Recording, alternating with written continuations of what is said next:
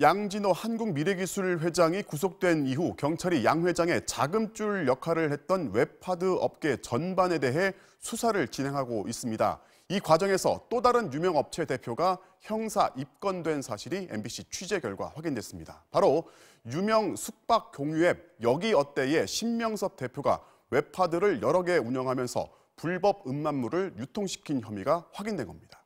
양효걸 기자의 단독 보도입니다.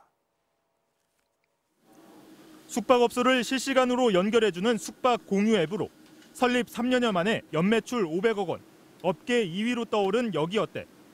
이 업체 대표 신명섭 씨가 최근 경찰 조사를 받고 기소 의견으로 검찰에 넘겨진 것으로 확인됐습니다.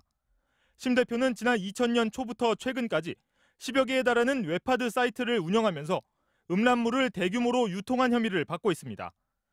경찰은 이 웹하드 업체들이 퍼뜨린 음란물만 427만 건에 달하는 것으로 파악하고 있습니다. 특히 이 중에는 아동 청소년법으로 생산과 유통, 배포를 엄격하게 금지한 미성년자 관련 음란물이 172건이나 됐고 촬영 과정에서 불법성이 확인된 영상도 40건이 넘었습니다. 청소년 성보호법 등 적용되는 관련법이 5개에 달합니다. 경찰은 심 대표가 실질적으로 운영하는 것으로 보이는 웹하드 업체 2곳에서만 지난해 말부터 불과 10달 동안 52억 원의 수익을 올린 것으로 확인됐습니다.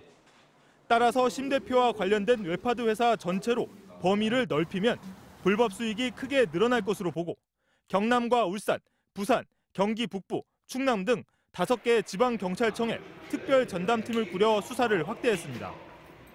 이에 대해 심 대표는 웹하드 지분 관계는 인정하지만 음란물 유통은 모른다는 취지로 진술한 것으로 전해졌습니다. 하지만 경찰은 웹하드 지분을 넘겨받은 사람들이 대부분 심 대표 친인척이거나 고교 동창인 점들을 포착하고 심 씨가 지분을 넘긴 뒤에도 실질적으로 업체 운영에 관여한 것으로 보고 있습니다. 실제로 경찰은 이 같은 정황을 뒷받침할 물증을 확보한 것으로 알려졌습니다.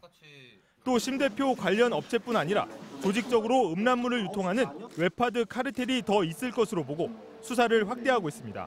양진호 웹하드 카르텔, 이게 사회적으로 굉장히 논란이 되었는데 이 카르텔뿐만 아니라 제2, 제3의 카르텔을 발본 세곤해야 된다. 경찰은 웹하드를 통해 벌어들인 수익이 여기어때를 설립하는 초기 자금으로 쓰였을 가능성이 있다고 보고 별도 수사팀을 꾸려 자금 흐름을 추적하고 있습니다.